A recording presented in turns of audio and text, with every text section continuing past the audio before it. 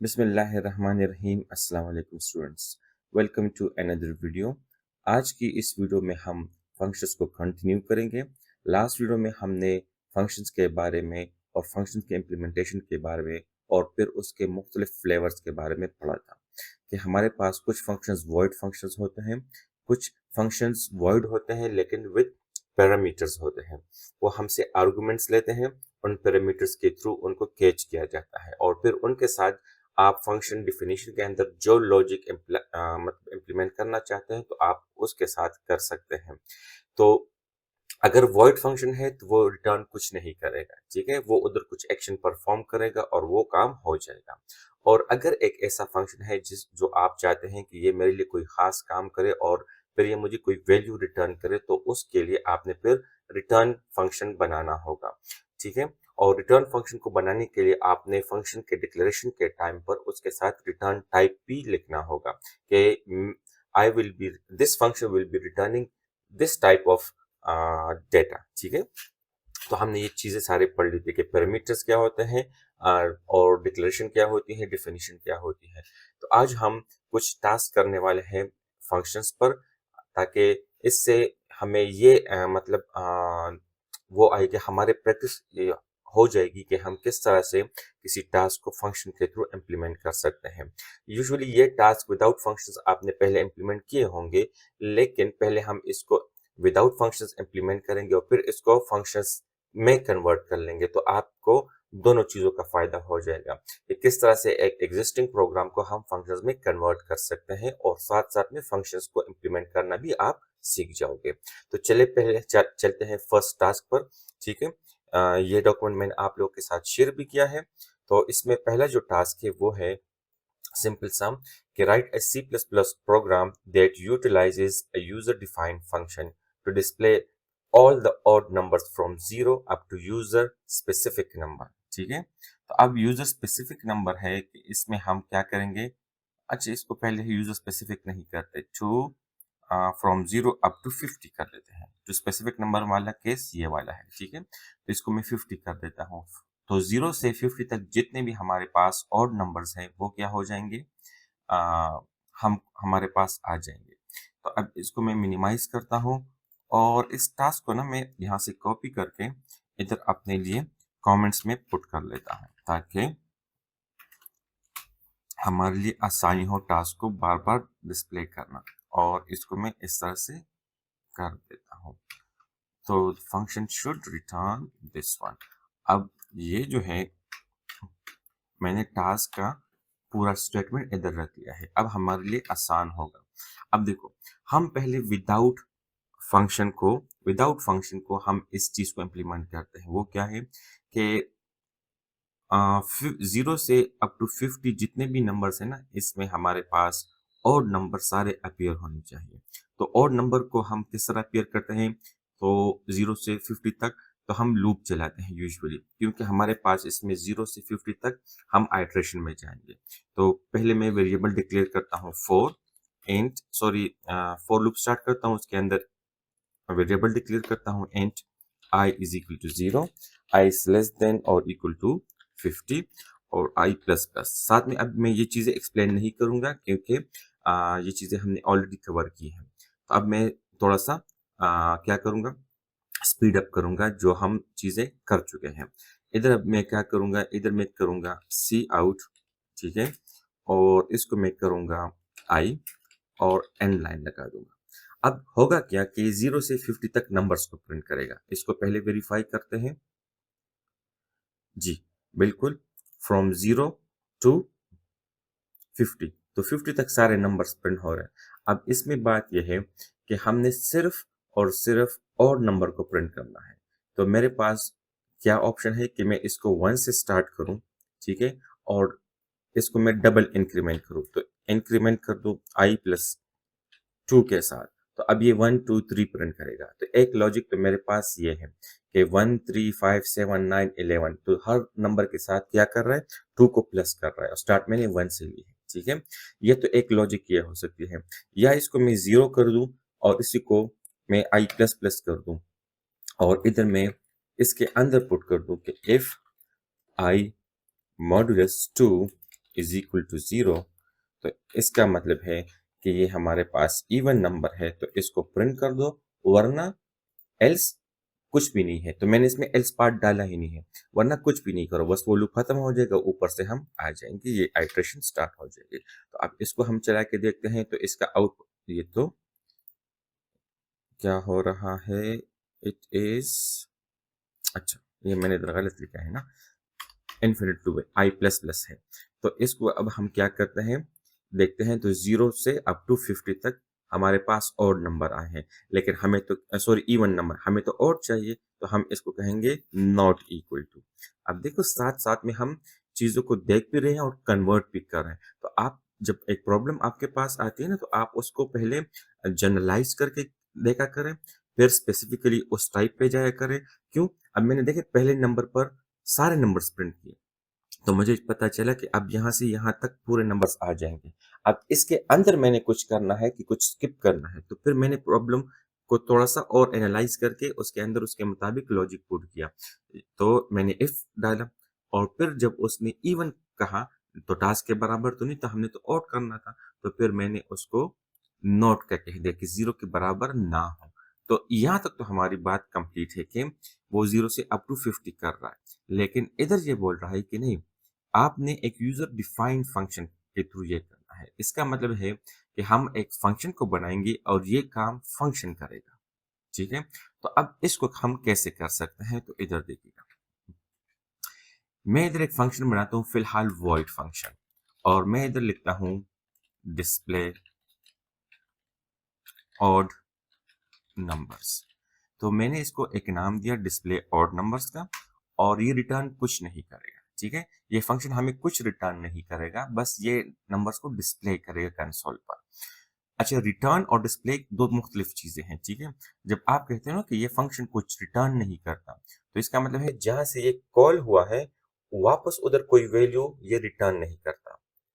तो इसका ये मतलब नहीं कि जब अगर आप इधर सी आउट यूज करो ना इधर, तो ये कहते हैं कि ये तो सी आउट को तो रिटर्न करते, कोई चीज तो डिस्प्ले हो रही है, डिस्प्ले को हम रिटर्न नहीं कहते। ठीक है, हम रिटर्न उसको कहते हैं कि जहां से एक फंक्शन कॉल होता है वापस उधर एक वैल्यू ये रिटर्न कर दे, सेंड कर देता है, तो उसको हम रिटर्न वैल्यू बोलते हैं। तो अब इस पूरे कोड को मैं यहां से कट करके ना इस फंक्शन के अंदर पुट कर दूंगा।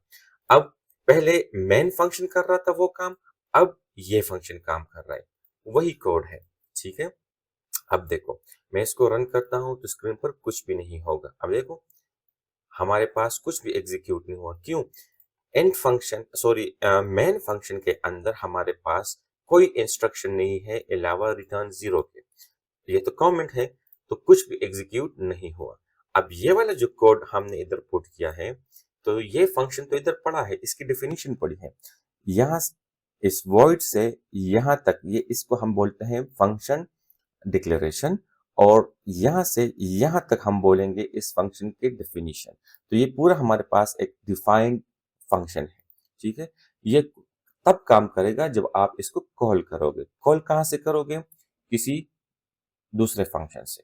तो हमारे पास इस वक्त जो मेन फंक्शन एग्जीक्यूट हो रहा है, हम उसी से इसको कॉल करेंगे। तो मैं इधर लिखता हूं डिस्प्ले ऑड नंबर्स,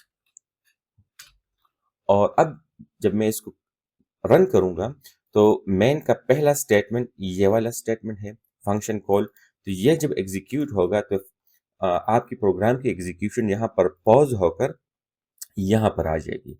तो यहाँ आपका पहला स्टेटमेंट क्या है? For loop. फिर उसके अंदर उसी तरह से आइट्रेशन चलेगी, और ये आपको उसी तरह से नंबर्स को प्रिंट करके देगा। ठीक है, अब देखो ये वही काम है, लेकिन अब एक फंक्शन कर रहा है। अब मैं आपको कहता हूं कि आप एक फंक्शन बनाओ, ठीक है, जो कि इवन नंबर्स को प्रिंट करे। किसको करे? इवन नंबर्स को। तो आपने सिंपल इस कोड को ना, इस वाले को कॉपी करना है, फंक्शन को यहाँ पे पेस्ट कर देना है, और इधर आप इसको नाम दो डिस्प्ले इवन नंबर्स, और यहाँ पर लॉजिक को कर दो इक्वल टू। सही, तो आपके पास क्या आया? एक फंक्शन आया ऑड का, एक फंक्शन आया इवन का। अब यहां से हम कॉल करेंगे। ठीक है, इधर मैं एक सी आउटपुट कर दूं, सी आउट न्यू लाइन, और इस तरह से, बल्कि एक एंड लाइन भी लगा लेंगे तो दो लाइंस इनके बीच आ जाएगी। और इस दफा मैं ऑड के बजाय इवन नंबर्स को कॉल करता हूं। ठीक है, तो ये डिस्प्ले ऑड नंबर मैंने किया, तो पहला ये वाला कॉल हुआ। जब ये खत्म हुआ तो फिर न्यू लाइन एग्जीक्यूट हो जाएगा, तो एक न्यू लाइन आ जाएगा और दूसरा भी आ जाएगा इसकी मदद से। तो इन इसके रिजल्ट और इसके रिजल्ट के बीच दो लाइंस का स्पेस होगा। अब डिस्प्ले इवन नंबर्स, अब ये फंक्शन चलेगा तो इधर इवन फंक्शन का लॉजिक है वो काम कर जाएगा। तो अब इसको मैं रन करता हूं। अच्छा क्या बोल रहा है, अच्छा मैं सेमीकोलन भूल गया। ओके, तो इसको रन करते हैं। अब देखो, पहले फंक्शन 1 से 49 तक ऑड नंबर्स, फिर 0 से 50 तक इवन नंबर्स। तो ये कैसे आया, ये इन दो फंक्शंस की मदद से आया। अब जब भी हम इनको डिस्प्ले करेंगे तो हम सिर्फ इसको कॉल करेंगे और ये बार बार हमें वही जवाब देगा। ठीक है, तो इस तरह से हम इन फंक्शंस को इम्प्लीमेंट करते हैं। तो एक टास्क तो आपका हो गया है ये वाला, और दूसरा भी हम मैंने इजाफी कर दिया ताकि आपको समझ आ जाए। अच्छा, अब इधर लिखा है कि write a function user defined function to display all even numbers from 0 up to user specified number. This function should not return any value. ये कोई वैल्यू रिटर्न नहीं करेगा। तो इसका मतलब ये हुआ कि अब हम यूजर से एक नंबर लेंगे, इसको मैं मिटा लेता हूं। ठीक है, अब हम यूजर से नंबर लेंगे सी आउट एंटर अ नंबर। ठीक है, और सी इन करते हैं और मैं इधर नंबर पुट करता हूं। इसको मैं डिक्लेयर भी कर देता हूं, तो इधर आ जाएगा इंट नंबर। अब ये नंबर जो है इंट नंबर और इंटर नंबर से फिर मैंने नंबर, इसमें हम क्या करेंगे कि यूजर जो नंबर एंटर करेगा तो 0 से उस नंबर तक सारे इवन नंबर्स प्रिंट होने चाहिए। अब आपको पता है कि ऑलरेडी मेरे पास एक फंक्शन इधर मौजूद है डिस्प्ले इवन नंबर्स का। ठीक है, जो कि फ्रॉम 0 to 50 तक प्रिंट कर रहा है। तो क्यों ना हम इसी को कॉपी करें और दूसरे नाम से इसको यहां पर पेस्ट करें। तो डिस्प्ले इवन नंबर्स, और इसको मैं नाम देता हूं अप टू। तो अब ये इसके नाम से जाहिर हो रहा है ना कि डिस्प्ले करो इवन नंबर्स अप टू कितने तक, तो वो हम अब इसके साथ मॉडिफिकेशन करेंगे। तो अब हम इस फंक्शन को कॉल करते हैं। तो यूजर ने नंबर एंटर किया, फॉर एग्जाम्पल इस दफा उसने एंटर किया है 50 के बजाय 30, तो 0 से स्टार्ट होगा 30 तक वो प्रिंट करेगा। तो मैं इसको कॉल करता हूं और यहां पर या तो मैं खुद 30 देता हूं, लेकिन हमने तो यूजर से वैल्यू लेनी है, तो मैं इधर से कॉपी करके यहां पर ये पेस्ट कर लेता हूं। तो अगर अब यूजर 30 दे, 20 दे या 130 दे, तो कौन सा वाला फंक्शन कॉल होगा, ये वाला display even numbers up to वाला। अच्छा, अब ये नंबर जब पास होगा तो ये किधर आएगा, इधर आना चाहिए। तो इधर एक पैरामीटर होना चाहिए इंटीजर टाइप का, तो हम इंटीजर पैरामीटर ले लेते हैं और इधर मैं लिख लेता हूं कोई भी वेरिएबल का नाम, ताकि हमें पता हो कि हमने यहाँ पर जो वैल्यू पास की है वो उस वेरिएबल में कैच हो जाए। तो आपकी मर्जी, आप इस वेरिएबल को भी नंबर कहो या सिर्फ एन कहो, it totally depends on you. वैसे भी ये दोनों नंबर अगर आप सेम नंबर देते हैं ना, इधर भी नंबर वेरिएबल और इधर भी, तो ये नंबर इसके स्कोप में है और ये नंबर मेन फंक्शंस के स्कोप में है। तो they are two different variables but with the same name. ठीक है, तो अगर आप कंफ्यूजन से दूर रहना चाहते हैं तो आप यहाँ पर n लिख दें या आप num लिख दें, आपकी मर्जी। ठीक है, तो चलो मैं num लिख लेता हूँ। तो इधर num मेरे पास आया, तो अब यहां तक लूप चलेगा। तो बस इस नम को आप इस 50 को रिप्लेस कर दें इस नम के साथ। अब ये लूप 0 से आपके नम तक चलेगा। तो अब इसको हम रन करते हैं। तो अब मैं देता हूं 30, तो अब 0 से 30 तक इवन नंबर्स हैं। ठीक है, अब हम क्या करते हैं, दोबारा रन करते हैं। इसको मैं देता हूं 150, तो अब 0 से 150 तक सारे इवन नंबर्स आ गए हैं। तो अब देखो एक ही प्रोग्राम के अंदर मैंने टास्क 1 भी कंप्लीट किया और टास्क 2 भी कंप्लीट किया। समझ आई इस बात की? चलिए अब थर्ड नंबर पे चलते हैं। Write a C++ program that utilizes a user-defined function to display all odd numbers from 0 up to a user-specified number. तो ये वही बात है, लेकिन हमने अब odd numbers को भी डिस्प्ले करना है up to के साथ कि यहाँ तक। तो हमारे पास ऑलरेडी ये कोड मौजूद है, इसको मैं कॉपी कर लेता हूँ और इधर पेस्ट कर लेता हूँ और इसको भी अप टू का नाम देते हैं कि अप टू दिस नंबर। तो अब इधर भी नम आ जाएगा, इंट नम, और इधर मैं नम पुट कर देता हूं और इसकी लॉजिक क्या हो जाएगी, इवन वाली हो जाएगी। ठीक है, तो ये अब इवन नंबर्स को क्या करेगा, सॉरी ये ऑड का हुआ और ये जो है इवन का हुआ, तो अब इधर हम नॉट लगा लेंगे। ठीक है, तो ऑड नंबर को हमने कॉपी किया है और अब इसको कॉल करने के लिए हम इधर ये कर देंगे, display odd numbers up two numbers. तो अब हम इसको रन करते हैं, इंटर अ नंबर, तो नंबर में हम देते हैं 50, तो 135 से अप टू 49 आया। क्यों? 1 से 50 तक 0 से 50 तक जितने भी और नंबर्स हैं वो अब अपीयर हुए हैं। चलो दूसरा रेंज देते हैं 73, तो 1 से 73 तक सारे इवन नंबर्स आ गए। ठीक है, आपको ये समझ आ गई है? तो चलें नेक्स्ट पे चलते हैं। तो अब आपकी मर्जी, आप इनमें से कौन से फंक्शन को यूज करते हो, तो बस उस फंक्शन को आपने यहाँ पे कॉल करना है। फंक्शंस आपके पास अब रेडी पड़े हैं, लेकिन एक चीज आपने यहाँ पर नोट करनी है, वो ये है कि ये सारे फंक्शंस जो है ना वॉइड फंक्शन है, ये कुछ भी रिटर्न नहीं कर रहे। ठीक है, ये भी रिटर्न नहीं कर रहा, ये भी रिटर्न नहीं कर, हाँ ये वाला हमसे एक पैरामीटर एक आर्गुमेंट तो ले रहा है, लेकिन कोई चीज रिटर्न नहीं कर रहा। ये ना हमसे कोई आर्गुमेंट ले रहा है और ना कुछ रिटर्न कर रहा है, इस तरह से ये भी, और ये दोनों एक एक आर्गुमेंट हमसे एक्सेप्ट कर रहा है और रिटर्न कुछ नहीं कर रहा, बस अपने फंक्शन के अंदर चीजों को कंसोल पर डिस्प्ले कर रहा है। किसको? इस लॉजिक के मुताबिक। तो ये एक लॉजिक है इवन नंबर्स के लिए और एक लॉजिक है ऑड नंबर्स के लिए। ठीक है, तो अब ये हुआ आपका दूसरा टास्क। अब चलते हैं इस फोर्थ टास्क पर। फोर्थ टास्क ये है कि write a C++ program that prompts the user to enter a lower limit and an upper limit, then displays all odd numbers between these two limits. The odd number should be calculated and displayed by a single function.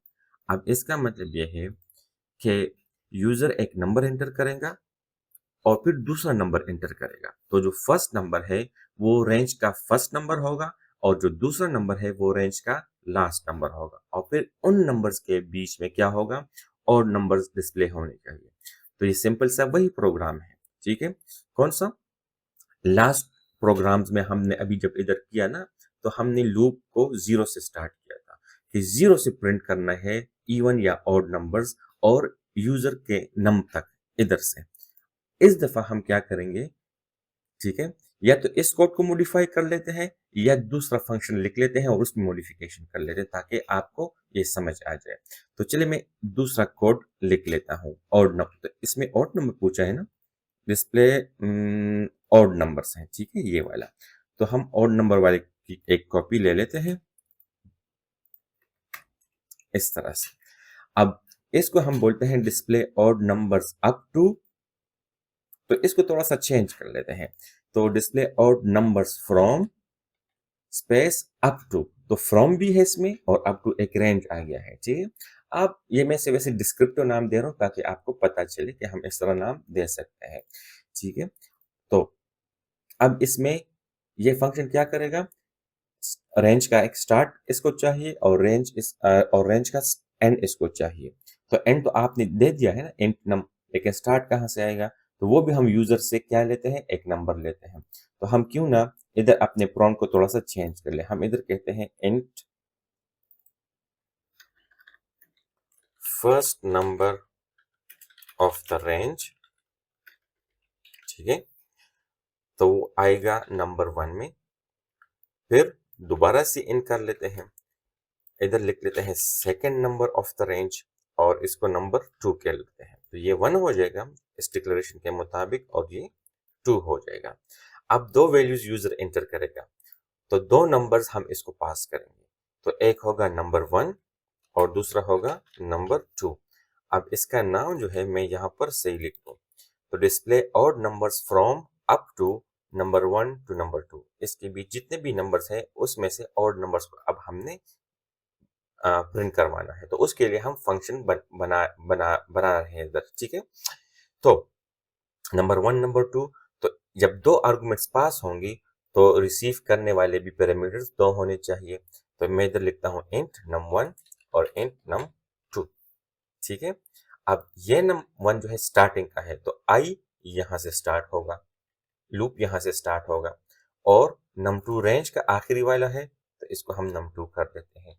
बाकी story वही, कोई भी change इसमें नहीं है, ठीक है। अब देखो, इसको मैं रन करता हूं, तो फर्स्ट रेंज क्या है, 11, इंटर, लास्ट रेंज 85। तो अब 11 और 85 के बीच जितने भी और नंबर्स हैं ना, वो प्रिंट होने चाहिए, ठीक है। अब देखो 11 और 85 से स्टार्ट किया है। समझ आई इस बात की? चलिए, अगर आपको समझ आ गई है तो अगर आप इस पे प्रैक्टिस करना चाहते हैं तो इस तरह से एक फंक्शन बनाएं जिसमें आपने ऑड नंबर्स के बजाय इवन नंबर्स को रेंज से करना है। तो क्या करोगे, आई होप कि आपको समझ आ गई होगी, ठीक है।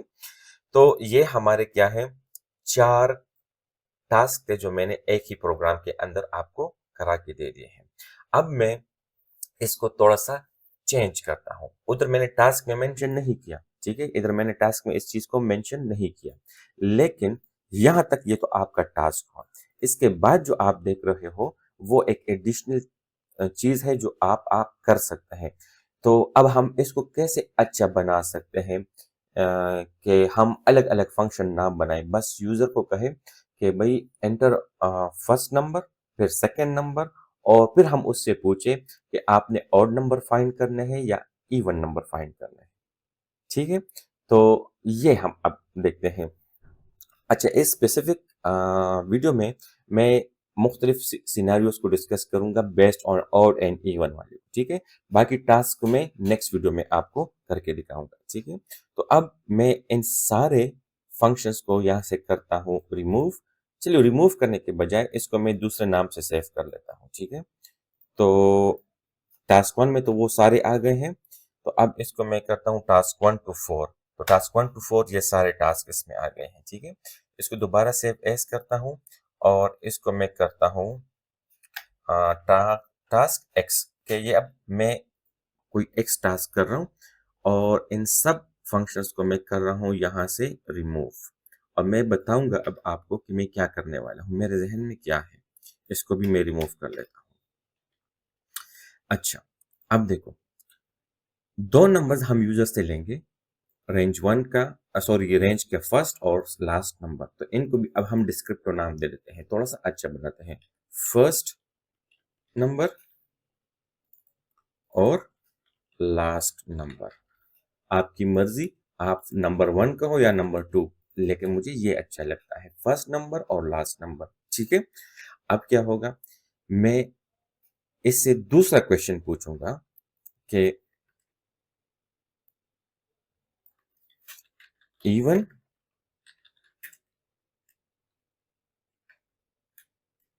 और ऑड नंबर्स टू शो, ठीक है।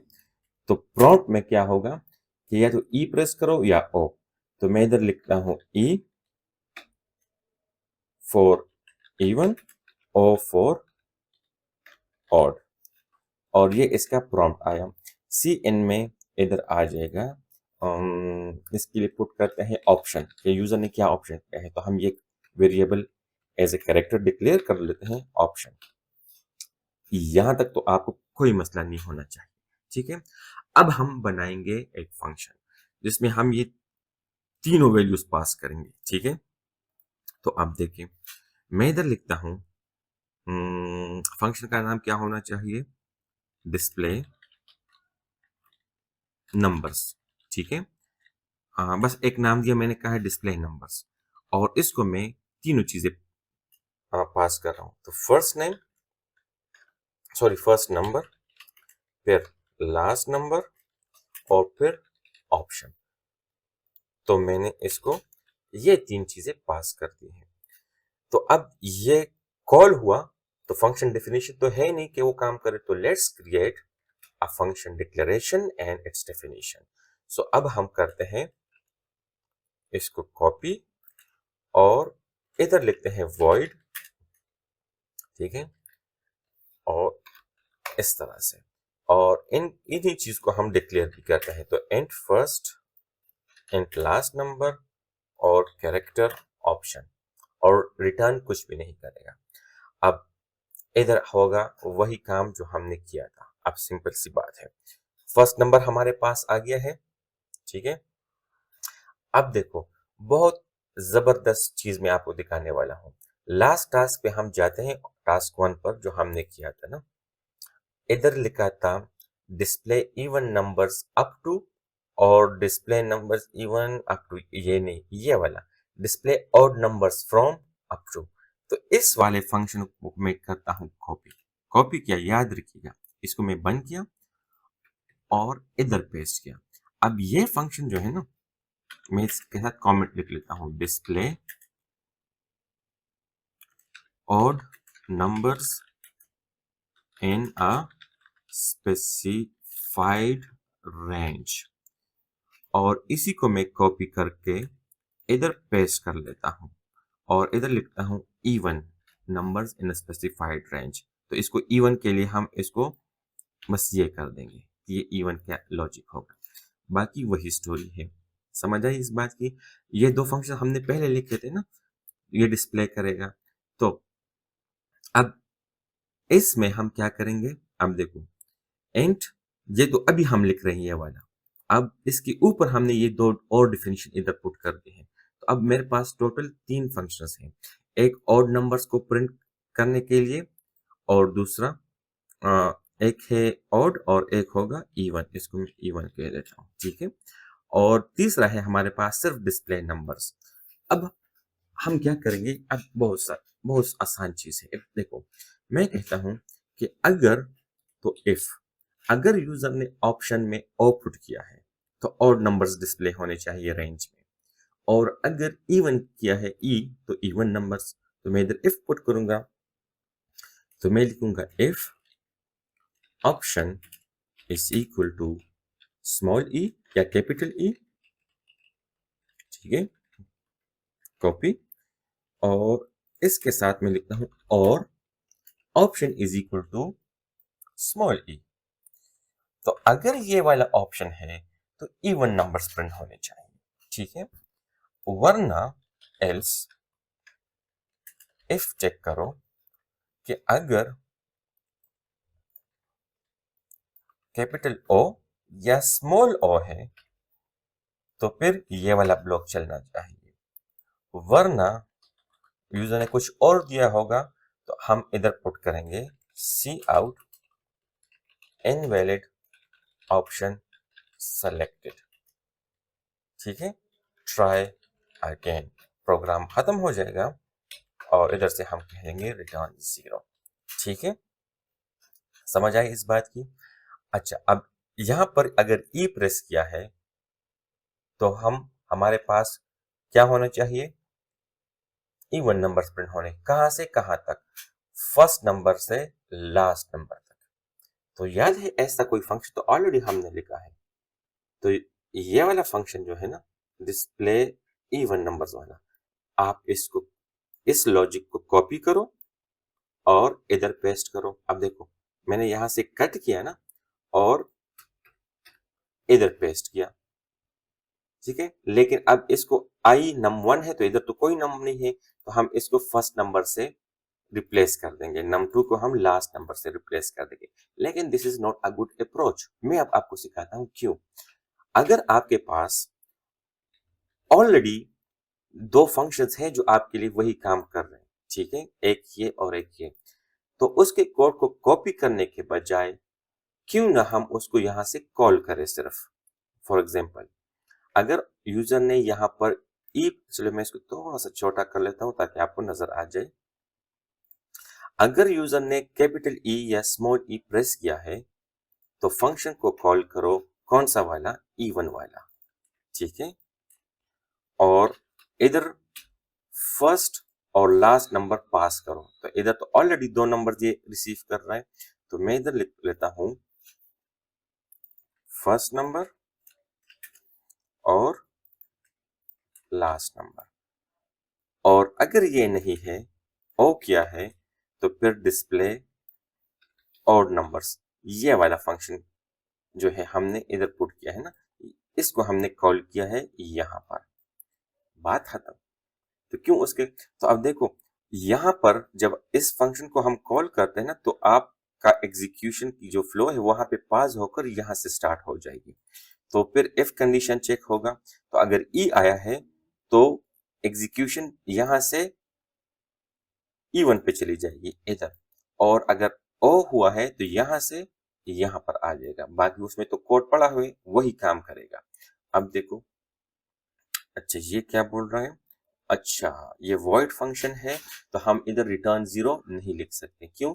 मैंने कहा था कि हम void तो रिटर्न नहीं कर सकता, तो प्रोग्राम वैसे भी खुद ब खुद रिटर्न, अगर इनवैलिड ऑप्शन आया ना तो वो क्या कर देगा, खत्म हो जाएगा। क्यों? ये आखिरी स्टेटमेंट है, तो यहाँ पर मेन के अंदर तो रिटर्न 0 है, तो कोई और दूसरा ऑप्शन है ही नहीं, तो वो आपको मैसेज दे देगा इनवैलिड ऑप्शन, और फिर बाहर आकर यहाँ से प्रोग्राम एग्जीक्यूट करना खत्म हो जाएगा। तो अब हम इसको करते हैं रन, और एंटर द फर्स्ट स्ट्रिंग मैं देता हूं 15, फिर सेकंड नंबर में मैं देता हूं 55, और फिर मैं देता हूं कि मुझे इवन और ऑड नंबर में से इवन नंबर्स प्रिंट करने हैं, तो मैंने कैपिटल ई दिया है, एंटर। तब देखो 15 से 55 तक 16 अप टू 54, ये रेंज मेरे पास आ गया है। चलो अब नेक्स्ट वाला करते हैं, ठीक है। मैंने इधर नेक्स्ट किया, अब मैं इधर देता हूं 15 और 55 के बीच में ऑड नंबर्स, तो ऑड ये खुद ही है 15 और 55, ये दोनों इंक्लूड हो गए, और ये अब मेरे पास वो लॉजिक। तो अब हमारा प्रोग्राम पहले से बहुत अच्छा मॉड्यूलर है। क्यों? आपके पास एक फंक्शन है जो कि आपको प्रोवाइड करता है फंक्शनलिटी दोनों चीजों की। अगर यूजर से आप इनपुट लेते हैं उसके बेस पर भी, और विदाउट यूजर के इनपुट के आप रेंजेस डिफाइन करो, वो वहां से वहां तक प्रिंट कर देगा। अब देखो, अब मैं इधर एक सी आउट पुट करूँ ना, सी आउट, और इस तरह से एक लाइन लगाकर इधर एंड लाइन लगा लेता हूं। तो एक तो हम इन फंक्शंस को कॉल कर सकते हैं यूजर से पूछकर, दूसरा हम कोई भी इन दोनों फंक्शंस को अलग से भी कॉल कर सकते हैं, ठीक है। तो अब देखो डिस्प्ले, इसको मैं नाम से कॉपी कर लूं, तो डिस्प्ले नंबर्स फ्रॉम यहां से यहां तक, तो फर्स्ट नंबर और लास्ट नंबर। तो इसमें ऑप्शन वाली बात है नहीं, ऑप्शन वाला ये वाला है, ठीक है। ये तो ऑलरेडी इवन नंबर्स को डिस्प्ले कर रहा है, तो जब हम इसको अब करेंगे तो इस कोड को हम यहां पर कॉल कर रहे हैं, तो यूटिलाइज कर रहे हैं, और इस फंक्शन के अंदर भी वो यूटिलाइज हो रहा है, तो सेम कोड अब डिफरेंट एरिया से यूटिलाइज हो रहा है।